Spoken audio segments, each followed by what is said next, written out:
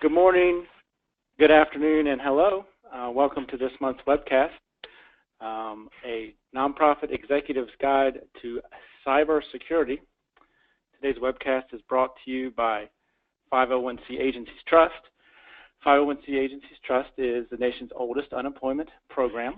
We offer a suite of services, including HR, reemployment services, unemployment claims management, and all kinds of other protections to help you save money on your unemployment expenses. Many of you on today's webcast are already working with us, and we appreciate you continuing to do so in the future. We have a little bit of housekeeping before I introduce our speakers this morning. As you all know, we do record these sessions, and everybody who's on the session will get a copy of the recorded program later today. As well, you will also get a copy of the slides. So if you want to download the slides, pass on the session itself, you'll get access to those materials later today. If you have any questions, we're going to be taking questions at the end, but you should feel free to shoot us the questions as they come up, and then we'll be able to address those at the end for everybody. And also, we appreciate everybody being on today's webcast.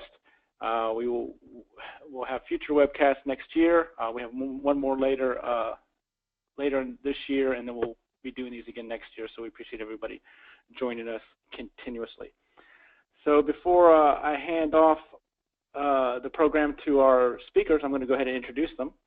On the call this morning, we have Lynn. She's the CEO of Kyber Security, and she has more than 20 years of experience in technology, dealing directly with nonprofits to satisfy their technology needs, including security. Also joining her this morning will be her colleague, Mario. He's Kyber's CTO. He has an extensive background in computer science. He's often a pretty cool part of the work he does. Sometimes people hire him to test their systems. So he gets to do that, which sounds very sexy to me, but he'll be talking about that a little bit later today. But before I turn it over to Mario and Lynn, I had one quick question to ask you guys. So you just changed the name of the firm to Kyber Security. Kyber wouldn't have anything to do with those fancy crystals that power lightsabers that Jedi Knights use? Is that the same Kyber? It actually is indeed, Mac. So when I was looking for a brand name, and going through what rhymes with cyber, and I came across Kyber, being a huge Star Wars fan, both myself and Mario, we thought that was quite an excellent name for a cybersecurity firm who's going to help you fight the dark side. So I totally agree. That's what we went with. So. Oh, perfect. Well, I've given you control, Lynn, so you guys go ahead and take it away. Great. Thank you very much, Mac. Thank you to everyone joining us. And we're going to talk about cybersecurity today and get you guys an understanding of what's going on out there, what real IT security is, and what you guys can do to help protect yourselves and your companies. So as it says, we've always been dedicated to the small and medium businesses and the nonprofit businesses that we believe make up the backbone of our country's economy.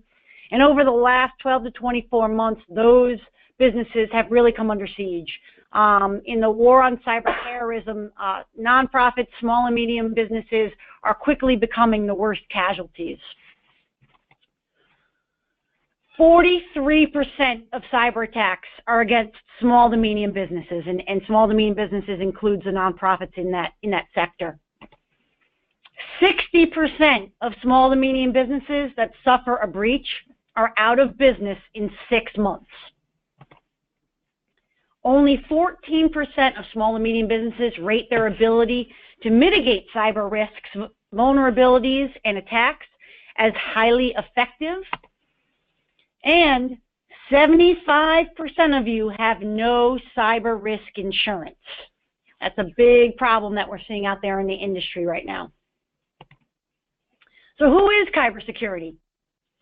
We're born from 32 years of experience in the IT industry. As Mac alluded to, we actually just had a brand change, more of a division shoot off. And so we are Connect Partners. We have a division called Connect Computer, and we've existed for 32 years, and this year we decided that we needed to dedicate a division to cybersecurity. So we hired specific cybersecurity personnel and created a specific security offering, and we've released it under the brand name of Kyber Security, and it is solely dedicated to cybersecurity. We're dedicated to bringing enterprise-class security to nonprofits and small and medium-sized businesses at a price that small and medium-sized businesses can afford.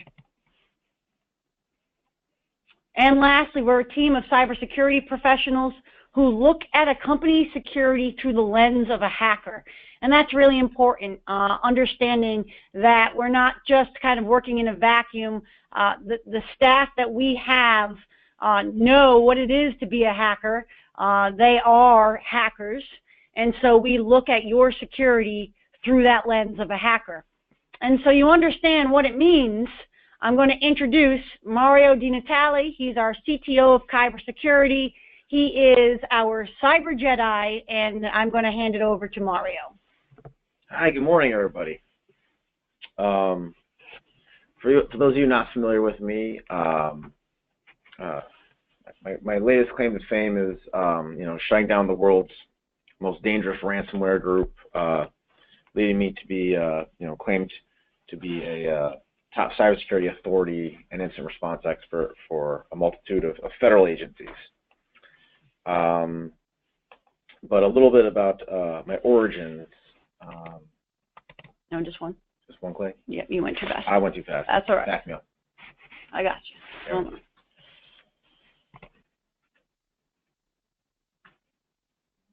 There you go. All right. So at a very young age, I got hooked on drugs, and this was my drug of choice. This is a visualization of two modems negotiating a dial-up connection, and I've never been able to get enough of it, and it completely rules over my life. You see, in early adolescence, I was obsessed with playing BBS games. Not to date myself, but BBSs were like little mini internets that we could dial into with our modems to chat and play games. The problem was that most BBSs only let you play for a limited period of time, then you got kicked off in order to let other people play. So that's when I had this brilliant idea to start playing games on multiple BBSs at the same time. So as soon as I got kicked off one, I used to keep playing on to the next. So I just had to find more BBSs. So in my child's mind, the logical next step was to have my computer dial every other phone number in the area code looking for new BBSs. However, what I found instead was a connection into Bristol-Myers Squibb. And a few password guesses later, I discovered something far more thrilling than any BBS game. I discovered what I've been put on this earth to do. It wasn't too much longer after that I was finding ways to jump from an early service provider called Prodigy out to the internet without paying for it, which was great because I loved this new thing called the internet, but I was 8 years old, so I definitely could not afford to pay by the minute for it. It was also around this time that I became obsessed with these Cray supercomputers. The problem was, for a kid that couldn't even afford to pay for internet access, there was definitely no way I could afford to pay for a $5 million supercomputer. But the idea of it consumed me. I had no clue I'd even do one of these, but I became obsessed with getting access to one. And eventually I did. It turns out that the only people that could afford these bad machines were exactly who you'd think. So first I went after the NSA looking for theirs because I thought that would be a much cooler target, but I could never find it. At which point I went after NASA. I had much better success finding and gaining access to theirs. So one day when I was trying to figure out how to get my password cracking programs to compile on NASA's Cray, my mom walked in on me and asked me to clean my room. And without even thinking, I blurted back, "Ma, I'm really busy hacking NASA right now. Could you please shut the door?" Predictably, my mother freaked out on me and told me that the FBI was going to come arrest me, which was terrifying for a computer-addicted preteen, because if I got arrested, I would definitely not be able to play on my computer. So I did what any reasonable kid would do.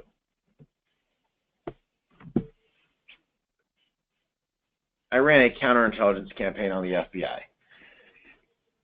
So first I started searching through and reading their emails. That was basically pointless.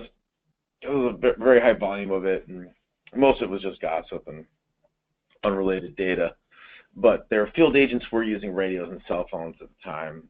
So first I tried listening to their radio transmissions with a scanner. However, that also didn't pan out as they'd already adopted encryption on their radios even back then.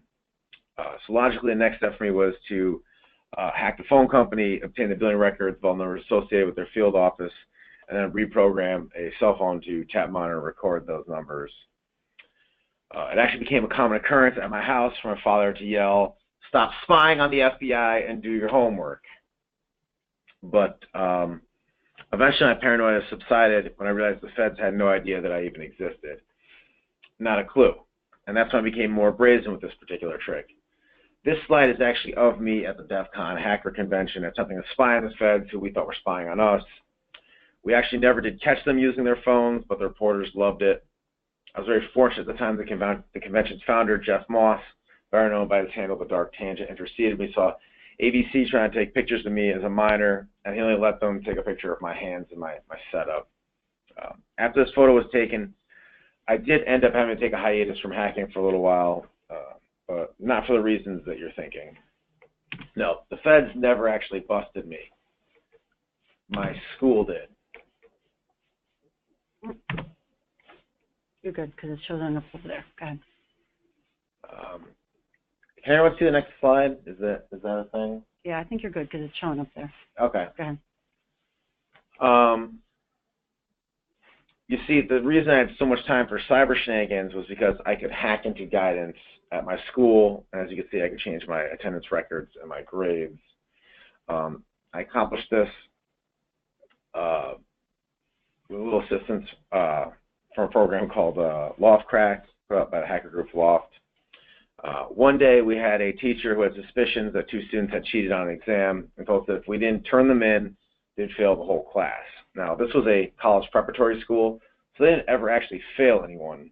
What this threat meant was that we would all have to go to summer school and accept the grade that we got upon completion of summer school, which was a major problem for me, as I had big plans to go to hacker conventions that summer, and this teacher's plan would have seriously impeded those goals. So in my mind, the solution was simple. I would just change the entire class's grades from F's to A's, and then boom, no summer school for anyone. I wouldn't stick out as the only one in the class with a passing grade. Unfortunately, I made the crucial mistake of telling my parents' classmates what I did, and then they told people who told people, and then this is what happened. But I did fine. I didn't get expelled. They did ban me from touching any computers at the school for the rest of my duration of high school. But that's fine. You know, I went to college where I continued honing my skills. Later on, I used those to improve the security of several great tech startups and public sector agencies that I worked with. And then, fast forward to last year when I was the Chief Information Officer for the city of Hamden, Connecticut. The city got attacked by these guys bad. First, they hit our police department, but I built that system very robustly, so we were able to recover from that damage rather quickly. No real major damage done. Reported to the FBI. And their team seemed interested, but not that interested. But the ThistleCrypt guys weren't too happy about not collecting that ransom. So then they hit the town systems next, where I was still in the process of modernizing that infrastructure, so this time the damage was slightly more dramatic. This time they were asking for $500,000 worth of Bitcoins. As bad as it was, my team and I worked through the night to get the town back up and running, and we still lost about a day's work. But that's when the ThistleCrypt guys got really mad, started pounding us with floods of emails. The load was so high it overwhelmed their spam server. And once that was done, they started hitting us with distributed denial of service attacks. The situation was rapidly getting ugly, and our mayor asked us to reach out to the FBI again to see if there was anything they could do. The feds informed me that it was unlikely that they could do anything, as we hadn't paid a ransom, and they weren't really interested in investigating anything without a monetary loss. I was sure that they had an open investigation into the ThistleCrypt group based out of the Las Vegas field office, and dozens of agents have been working that case since last year. But that didn't help Hamden's situation. The water was coming in faster than me and my understaffed team could bail it out, and we were rapidly approaching the event horizon. But what I do have are a very particular set of skills I've acquired over a very long career, skills making a nightmare for people like this. So with the city under attack, I took a sample of the malware from Hamden and rushed it to my home lab. I isolated it in a virtual machine, and then I disassembled it, and I found a critical flaw. A critical flaw that allowed me to seize control over their entire command and control server architecture. I used that control to lock them out, shut down the attack, trace their connections back to them. I gave them a taste of their own medicine and then some, and it only took me about 2 hours from start to finish. In fact, the next day, they apologized to the entire internet. The following week, I made an appointment with the FBI, handed over their addresses to them, and then they instantly brought me into their InfraGard program and named me one of their top cybersecurity assets in this area. Active disclaimer, this is not standard operating procedure, nor should be considered an example of standard incident response, but sometimes desperate times call for desperate measures, and this is what I do to protect the town and my users. I'm going to pass the torch back over to my compatriot Lynn. We're going to talk about the different ways that hackers could potentially breach your network. All right, so hopefully you get an idea from Mario's story about what it means when I say looking through security through the lens of a hacker. There are many ways that a hacker can enter your system. We're going to focus on two of the most popular. The first one being ransomware, and the second one being something called, is stolen credentials, and that's through two ways. One is through something called phishing. Doesn't look like it's coming up on the screen yet.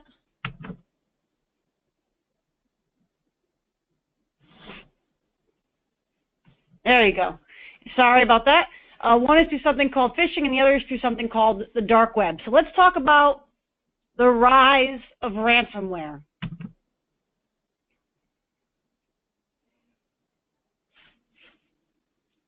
I'm having a lag here, people, so I apologize for the stall. Let me, all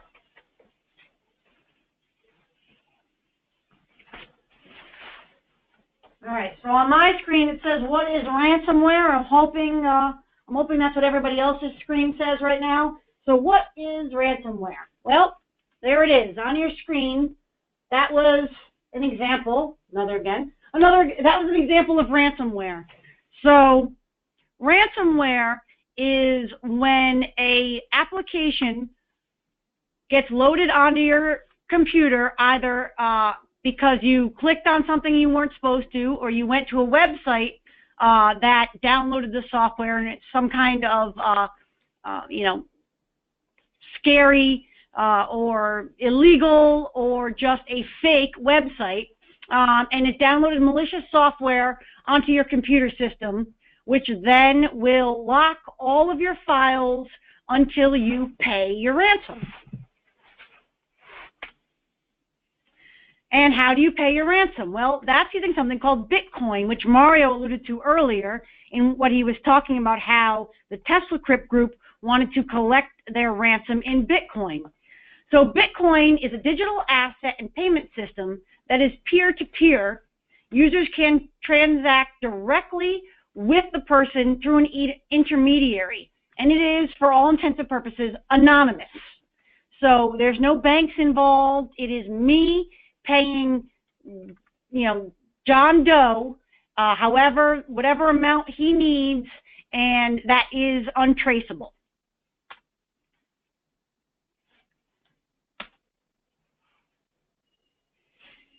So the rise of ransomware. Ransomware actually isn't a new thing. It appeared in 1989. It was on a floppy disk, and it was called the AIDS Trojan. All right. And it asked you to send $186 via a cashier's check to Panama. So then why has ransomware really taken hold? Well, in 2013, it started with the propagation of something called CryptoLocker because of the invention of Bitcoin a couple of years earlier. The average ransom demand has risen from $294 in 2015 to what is currently $1,077, and we're only going to see that continue to rise. And there's been a 600% growth in new ransomware families since December of 2015.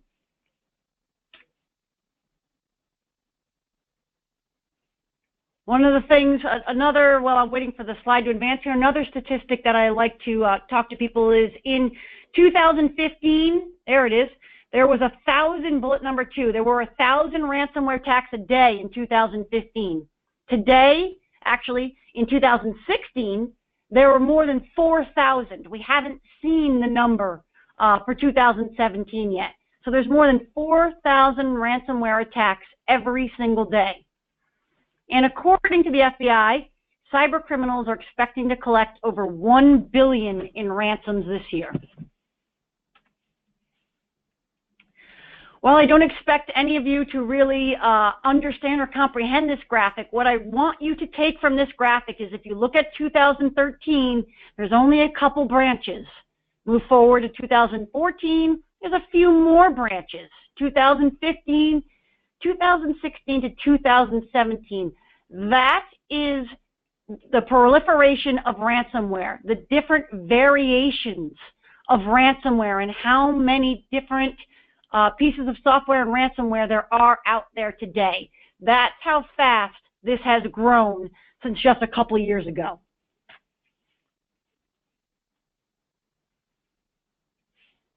So, what's the real cost of ransomware? The real cost of ransomware isn't necessarily in the ransom, it's in the downtime and the data loss. So I don't know if any of you remember WannaCry from earlier this year. WannaCry mostly hit overseas. It didn't really affect us in the US here very much, but it attacked a lot of health services back in May. And it wasn't necessarily the ransom that was the problem. It was all of the downtime.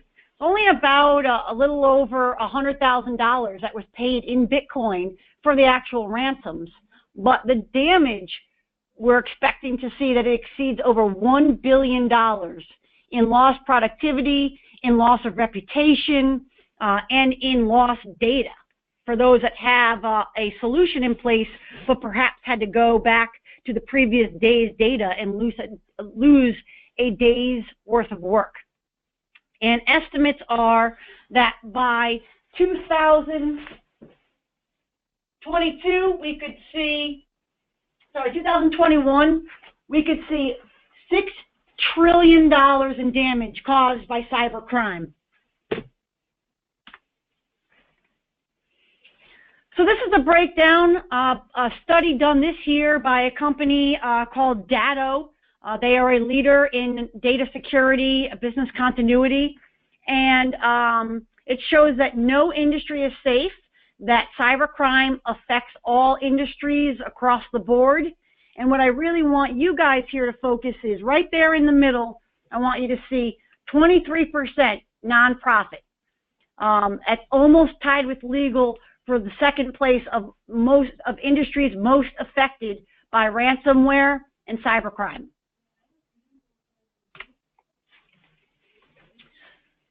So, we're going to talk about stolen credentials. Almost any type of information can be bought and sold on the dark web. So, of course, that brings us to the question, what is the dark web? The dark web is internet content that exists on dark nets. It forms a part of the deep web, but it's not synonymous with it. So, of course, now you're saying, well, what are dark nets? Dark nets are special portions of the internet that use encryption and proxies to hide the source of the destination, to hide the source and destination of all communication. So what that means is that we can communicate on these dark nets, and the fact that I'm communicating, no one can tell who I am, and who I'm communicating with, I can't tell who they are. It's like a collection, if you think about it as a net, it's like a collection of nets. So a fisherman throws one net out, then another net out, then another net out. Those three nets create a much larger net. So the darknets, which make up the dark web, again, they include small peer-to-peer networks, and that's what I was talking about. So you get these, one net goes out, a second net goes out, and a third net goes out, and it starts to create a much larger net, a much larger place to visit if you are on the dark web. And the deep web, which we said the dark web is part of, is a part of the web that's not indexed by standard search engines. So what that means is you can't go to Google or Bing or Yahoo or whatever you use to search the internet and find anything that's on the deep web. So what kind of information is out there? Well, you can buy hacking services. If you want to hack into something, you can go ahead and purchase those services. Stolen data. So for all of you that are aware of the Equifax breach that happened recently, probably give it about a year or two, probably closer to 2, and all of that data will be out there on the dark web.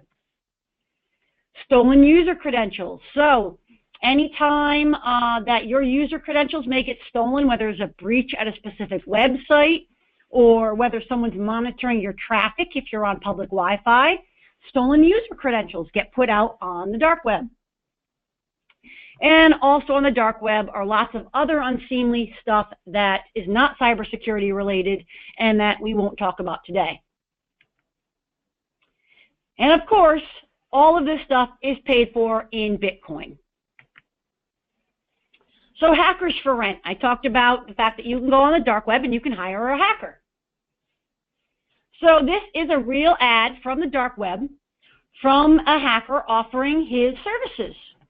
He says he's been doing this since he was 16. He's, worked for people, and now he just wants to do it on his own. He's not out here to make a few bucks. He knows what he's doing, and so you're going to pay for his services. And what is he willing to do? Well, he's willing to destroy some businesses. He can hack something. He can cause a lot of technical troubles or on a website. He can disrupt your network.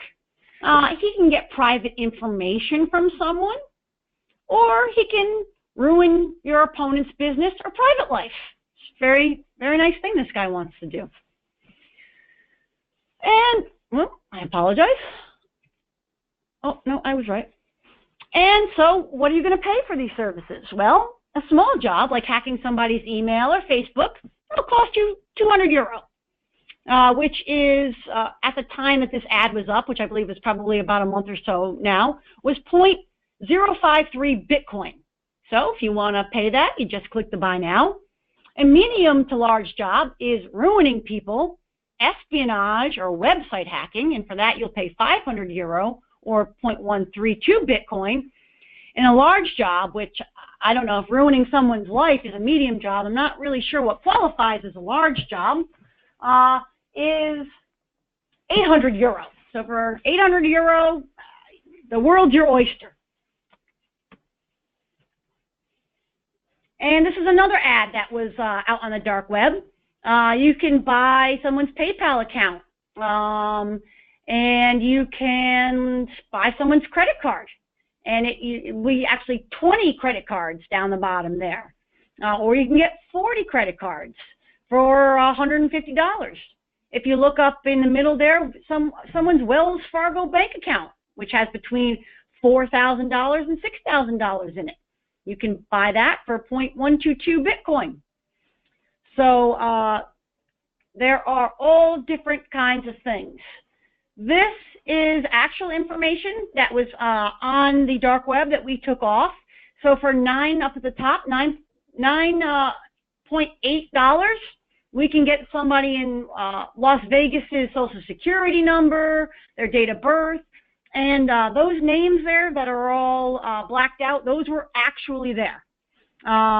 Those names were there. We blocked them out to protect the innocent. So for any amount of money between $6 and $9, we can get social security numbers, date of births, all kinds of things that we can use for any kind of fraud that we wish to perpetrate.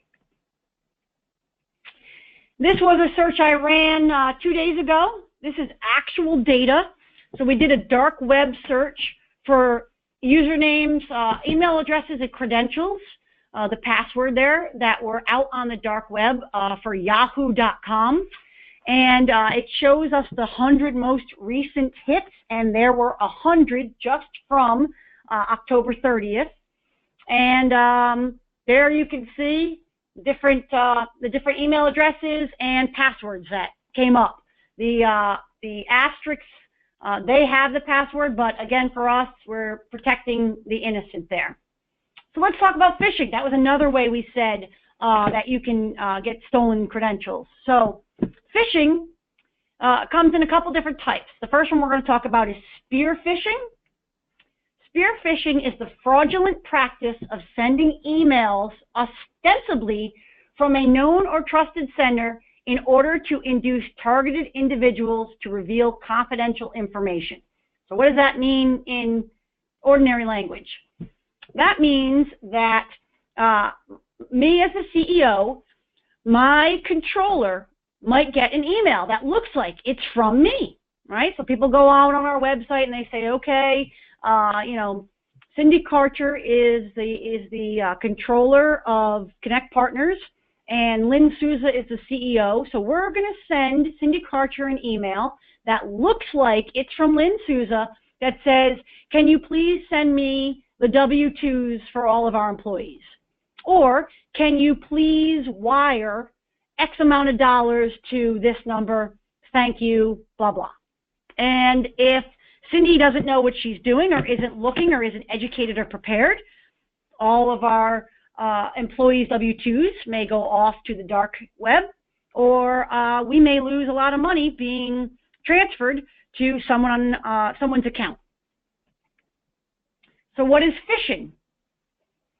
Phishing is the fraudulent practice of sending emails purported to be from reputable companies in order to induce individuals to reveal personal information such as passwords and credit card numbers. So I'm sure we've all seen these emails. You know, it's your Wells Fargo account. You have to log into your Wells Fargo account and approve the new terms and conditions. So you click on the link that's in that email if you have a Wells Fargo account. Hopefully if you don't, you recognize right away that it's phishing. And you go to a site and they ask you to put in your username and password for your Wells Fargo account, but you're actually not going to a Wells Fargo site. You are going to a site that these criminals have set up to capture your username and password. And spoofing. Spoofing refers to tricking or deceiving you or your system. This is typically done hiding the sender's identity or faking the identity of another user. So as I said in the first example of Cindy Karcher, my controller here, getting an email that looks like it's from me, that's spoofing. So the name the email comes from may say Lynn Souza, but when you look closer at the email address it's coming to, just like here, you will see that it's not actually coming from where it says it is. So in this example, it says Amazon, and it's coming from management at mazoncanada.ca. So they transposed the A and the M. If you're looking quickly, you may think that that says Amazon. It also will come to a generic name, because they don't really know who they're sending it out to. Their software is just sending it out. Well, when you receive email that's usually from an actual vendor of yours, it will say Dear Lynn or Dear Mario. So something that says Dear Client is something to be very careful about. And the link that it says it's taking you to, down the bottom there, https://www.amazon.com, when you hover over it, okay, that link doesn't actually have to take you to where it says it does. Criminals can make the link say that, but underneath when you click on it, it's actually going to http://redirect.kybersecurity.com. I think you probably have all seen this in real practice where someone may say, click here, you know, and the here has an underline, and when you click the word here, it takes you to a link. It takes you to a website. Well, that's no different than what's happening here. So when someone sends you a link, you always want to hover over it before you click on it, and it should tell you, is that link actually going to the name and the address that you see there? Another example of, as we call this, spoof website. So this is Amazon with 2Ns.com. And someone's going to take, as I used in that Wells Fargo example, someone's going to say, hey, you have to go to Amazon to log in and accept the new terms and conditions, or you have an urgent email waiting for you from Amazon, or and you will go and sign in to your Amazon account using your email and password. And what it says there is we are creatures of habit. And what that means is, and we are all guilty of this. When I do this live, I ask people to raise their hands of who uses their password in more than one place. And everybody always raises their hands. They use their password on Amazon. They use it on Gmail. They use it on Snapchat. They use it on Facebook. They use it on LinkedIn. And chances are you use the same password on your network, because we're creatures of habit. We have so much going on every day that to try to remember 8, 10, 15, 25 different passwords for every single site that we log into is virtually impossible. So what happens is, because we log into this spoofed website, and now a cyber criminal has our email address and password, because we use the same password everywhere, they now can go log into your Facebook. They now can go log into your LinkedIn. They now can go log into your network and get into your company and into your company's data. So now that you're scared to death, how do you protect yourself and your business? You unplug your computer, you go back to using a flip phone, and you never use the internet again. Just kidding. One of the things that we talk about when we do these kinds of presentations is we're not out there to scare you. We are out there to educate you. Unfortunately, a lot of the things that we say are on the scary side and really do give a lot of people kind of scary revelations. Again, that's not our intention. Our intention is to educate. So, what do technology companies rate as the #1 reason that companies get infected by ransomware? And again, when we're doing this live, I'll ask for hands, but we'll move forward. So the #1 reason, technology companies, voted by technology companies like us, the #1 reason companies get infected by ransomware is your users, okay? So lack of cybersecurity training fuels the success of ransomware. All of you on this call are all the biggest reason why your companies get ransomware. And so what's the #1 thing you all can do for your businesses? Educate your end users. Educate, educate, educate. Teach them all the tips and tricks that we just put up there. Show them what to look for. Post reminders in break rooms. Send out weekly email tips to your employees, reminding them to be vigilant. Any education that you can do for your end users will come back to you tenfold. So again, we talked about the #1 way to protect your business, user education.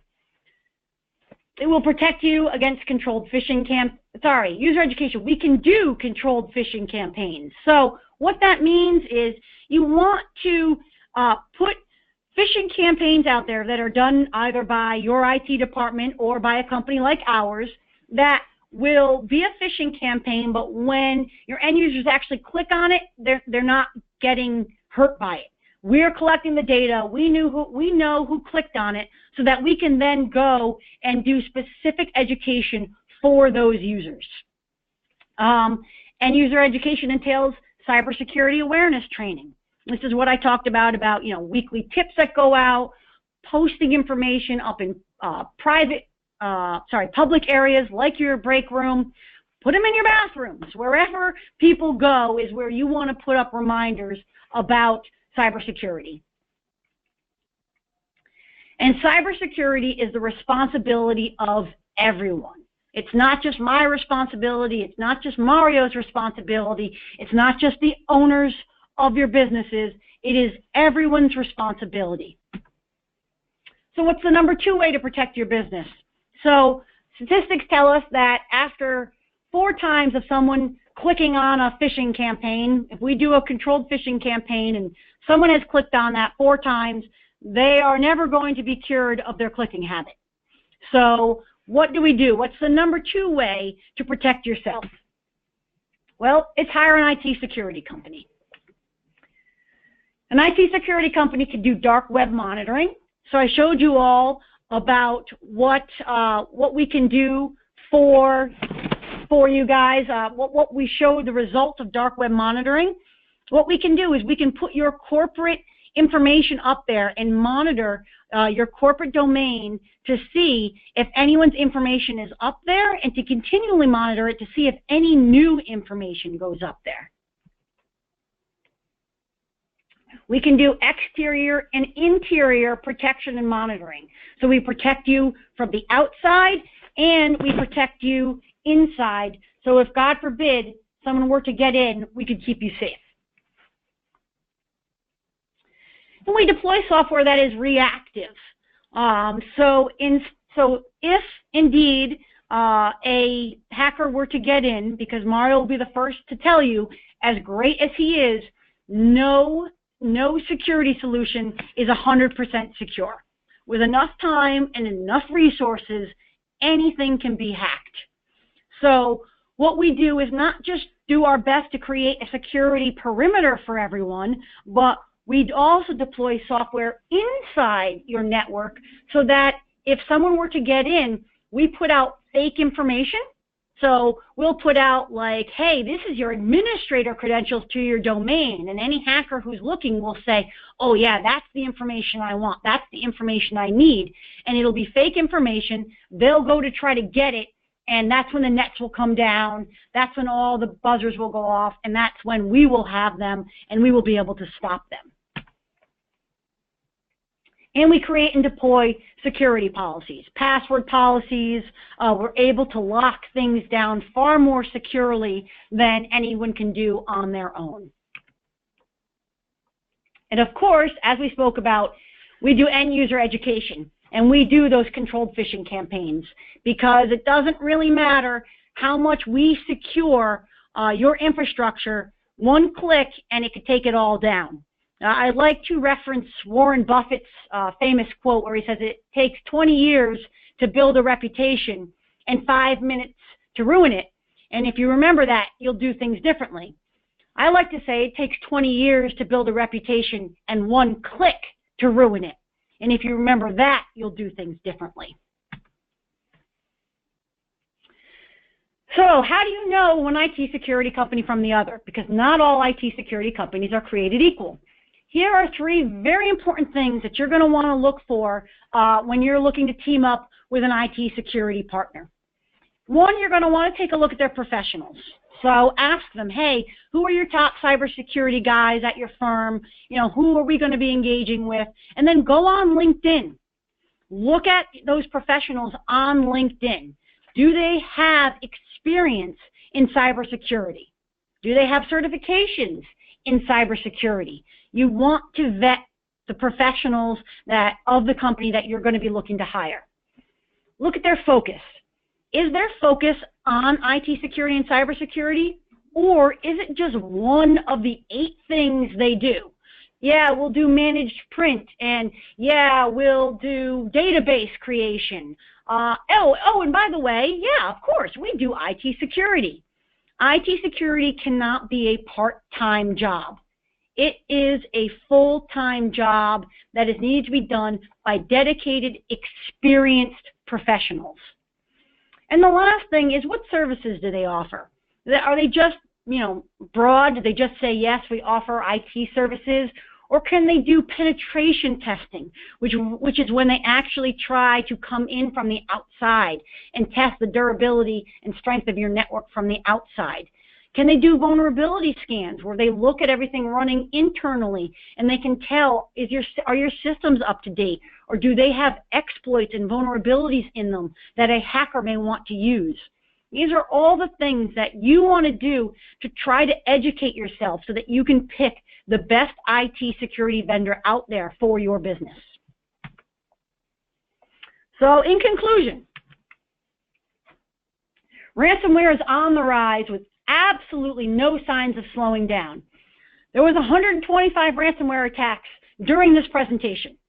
That's how many ransomware attacks there are every single day. 125 people, maybe one of you on the telephone, were attacked while we were on this presentation. You want to be vigilant with email. Do not click on links or attachments that are unknown, even if the email appears to be from someone you know, right? So in that example, I talked about how my controller, it looks like it's coming from me. Well, I've actually had emails that did come from a friend of mine. It was her email address, her name, sent it and said, you know, hey, I think you would really enjoy this video with a link. And I said, you know what? That doesn't seem right to me. That doesn't sound right to me. So I wrote back and said, did you mean to send me this? To which she wrote, no, my email account and credentials got stolen. Do not click on that link. So even if it's from someone you know, if it's not something you're expecting, an attachment, a link, do not click on it. Always write back and say, did you mean to send me this? Use different complex passwords for each site, and none of them should be the same as the password you use for your company. So again, I can hear the groans through the telephone. Oh my God, 25 different passwords, and you want them to be complex? What do I mean by complex? Complex means that they should be, again, I'm going to hear the groans, at least 16 digits. But the old way that we thought of doing passwords is no longer the way. The gentleman who created the password standard many years ago came out this year and said, I was wrong.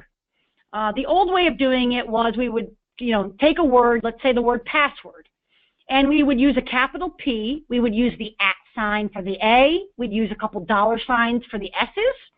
W, instead of the O, we'd use like a 0. RD, and we'd like throw a 1 on the end of it, right? And think, yeah, that's secure. The software that hackers use has gotten so complex that it can do those switches. It can switch the characters for the letters in fractions of a second. So that really there's no difference to it, to that software or to a hacker between using the actual word password and password with all of those character switches.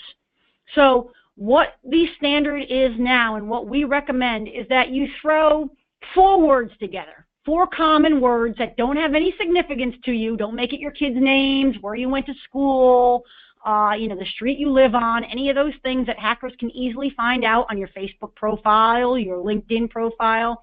So let's say make it road, tree, cloud, and bush, right?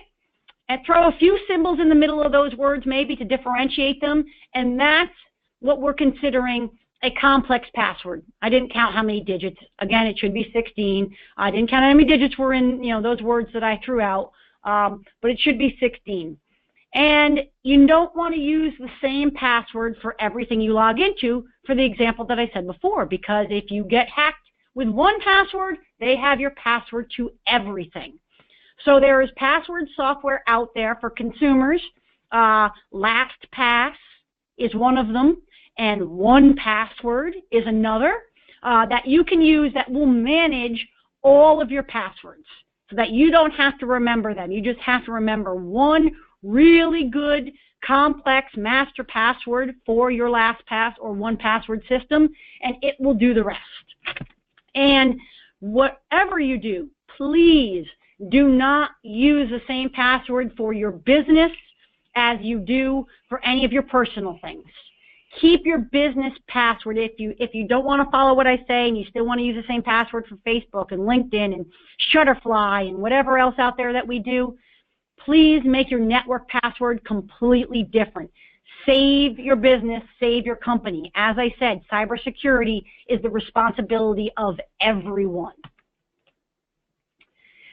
And as we talked about, your end users should be continually educated because new threats come out all the time. 5 new threats probably came out while we were on this call. Engage with an IT security company that specializes in security and has professionals that are certified and experienced. So what are your takeaways? Your takeaways are, do not use the same password for every internet site. Have you guys gotten tired of hearing me say that? I'm going to say it one more time. Do not use the same password for every internet site. Be smart with your clicking. Don't be in such a rush that you just click on an attachment or you just click on a link. Be careful. This is one that we didn't really talk about, but do not use public Wi-Fi for anything other than surfing the web. Mario does a very scary presentation of putting a computer on a public Wi-Fi and then putting his device that he has on a public Wi-Fi, and he can see everything you do. He can see your usernames and passwords that you type into any place you go. So if you are on public Wi-Fi, please do not, at a coffee house, at a hotel, at a gas station, for crying out loud. Everybody has public Wi-Fi these days. Please do not use public Wi-Fi for anything other than checking the news. Fox, NBC, whatever your pleasure. Do not log into anything while you're on public Wi-Fi, unless it's a corporate VPN. If you have a corporate VPN, that you are able to use. As we talked about, use multiple random words in your password, and the longer the password is, the better. Keep your computers, laptops, phones, tablets, everything up to date with security patches. So Microsoft puts out patches once a month on Patch Tuesday. Please make sure that built into your security process is applying those patches to all of your systems on your network.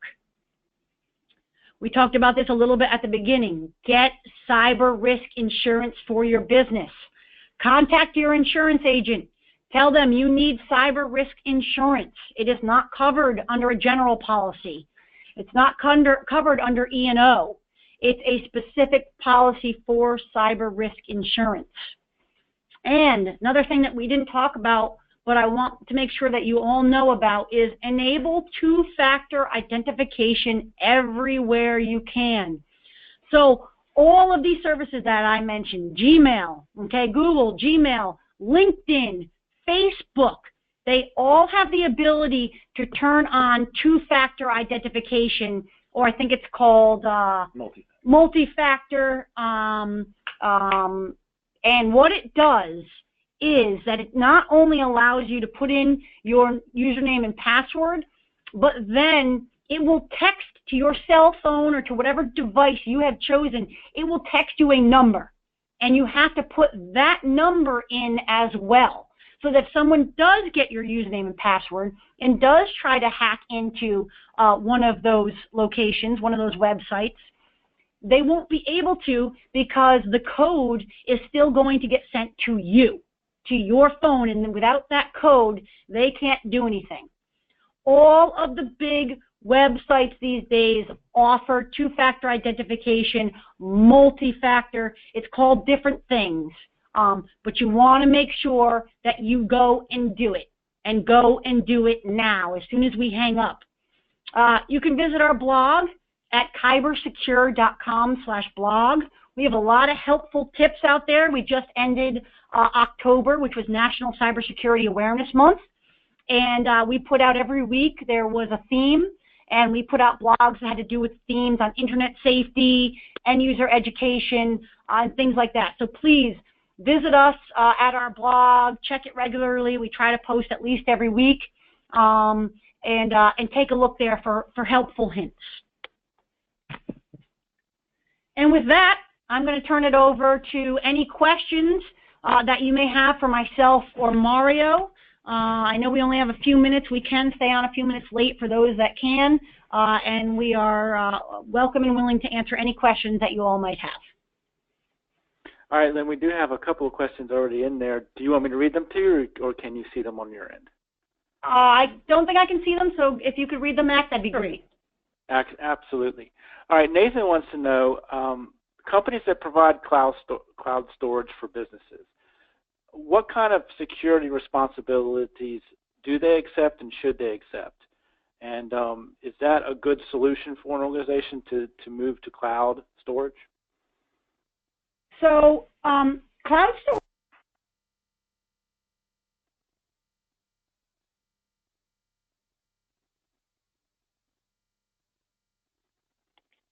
All right, I think we lost Lynn for a second here. Nope, I'm back. I don't know. The auto attendant all of a sudden came on. Yep. That's okay. So, go ahead. Cloud, and Mario, please feel free to jump in. Cloud is good for many reasons, not necessarily security. Your cloud providers, if you read your fine print very carefully, they do not take responsibility for any breaches that may occur. Again, which is why you need cyber risk insurance. And you need to make sure your cyber risk insurance covers third-party vendors so that if Amazon, if Microsoft Azure, if anything that you use out there, O365, any of the big vendors have a breach, you can be covered by your cyber risk insurance because they will not take liability for that. Again, it doesn't mean that that's not a good solution because they do have state-of-the-art security, but as I said, nothing is 100%. So I was going to provide like sort of a contrasting view. I think whenever you're looking at cloud, you really need to be taking a few things under consideration. And yes, cyber liability insurance is a great thing to have, but it's a moot point if the data you have in the cloud is totally breached and you're out of business, right? Like that only protects you so far. So the decision to move data to the cloud should be a cost-benefit analysis. And from a security standpoint, when I'm advising my clientele on whether or not it's the right decision for them to move something to the cloud, it's a very simple question. Do you have the same level of visibility and control over your data in the cloud that you do locally? Now, if you can answer yes to that question, the same level of visibility, yes, then it's okay to move to the cloud because you can put the same controls and policies you have in place in your local architecture that you can into the cloud.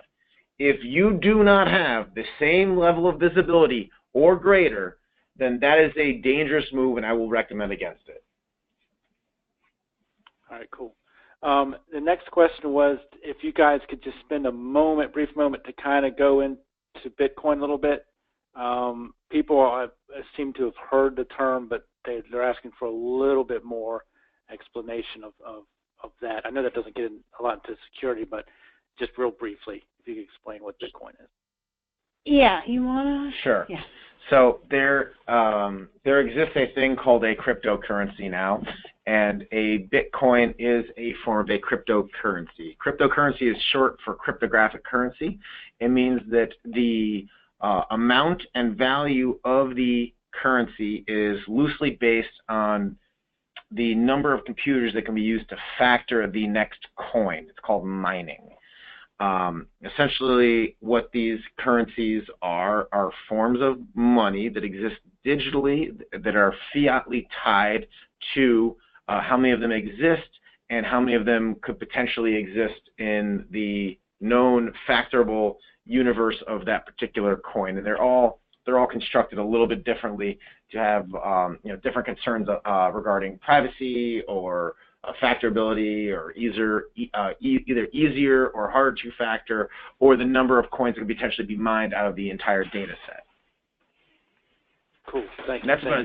That's about as easy as I can put it without you having to go to Wikipedia. Absolutely, yeah, right. Absolutely. Yeah. What I will say, and Mac, I don't know if you're providing it, but if any of these questions aren't, what I'll say, enough for anyone asking them, please feel free to reach out to me directly at L as in Lynn, S as in Sierra, OUZA at kybersecure.com. I will happily answer any questions that we don't get to today or expound upon any answers that we give that you need more clarity on. Perfect. Yes, reach out to Lynn, not me. Again, one quick question. I know you guys aren't in the business of cyber insurance and cyber risk insurance, but can you briefly also kind of explain, when folks go out and shop for that, are there certain things that they need to make sure they're looking for and certain things they need to make sure they buy? For instance, I know that there's no such thing as a single cyber risk policy. Usually it's a group of policies that cover certain different things. So can you briefly try to help folks understand what they need to be looking for when they contact their broker and say, I need this? What they should ask for? Yeah, I can't. Okay. If they have if they have an insurance broker that they trust, then absolutely they should, then they need to talk and speak with that insurance broker. If they don't have one that they trust, email me. I will hook you up with I'll give you a couple names of some good ones that we refer our clients to that will absolutely take care of you. But it definitely should be discussed with your insurance broker. And as I said, the one thing I know you want is to make sure that it has third-party coverage. Also, Jeremiah Grossman just yesterday put out a blog entry with some great statistics. It basically states cyber risk insurance is the new Wild West, and people are getting scammed left and right there by legal means. So please involve, again, I don't even really want to touch this one. Please involve your legal department and choose your cyber liability insurance very carefully. There are a lot of legal crooks out there that are totally taking advantage of companies right now, worse than these malware authors are. And the one thing I will tell you is when you apply for cyber risk insurance, you are going to get a questionnaire that is going to ask you all kinds of technical questions. So you will need either your IT department or your outsourced IT department or some other IT security team that will be able to answer all of those questions.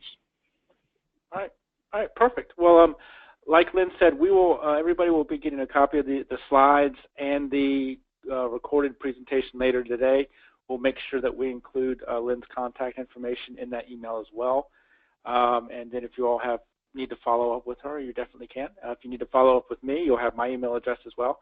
And I hope everybody will be able to join us after Thanksgiving. We're going to do our annual trends for nonprofit law and policy. We'll be looking at what happened this year and kind of looking into the future to see what we might need to be keeping an eye out for 2018 since it's almost upon us.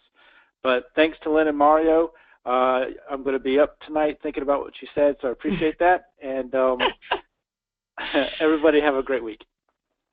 Mac, thank you for having us, and I apologize for some of the technical difficulties earlier, but it was a pleasure being able to talk to everybody. No problem. Thank you, guys. Bye-bye.